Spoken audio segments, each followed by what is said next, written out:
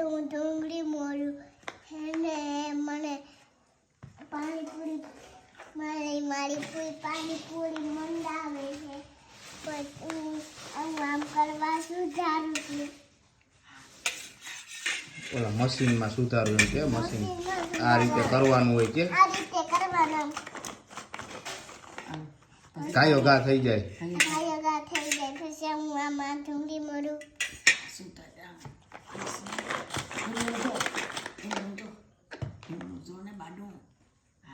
હા અને આ કટકા થઈ ગયા ઝીણા ઝીણા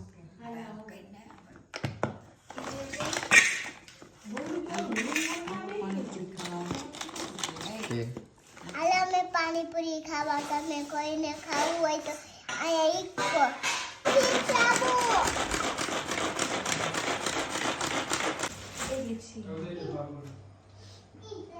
હા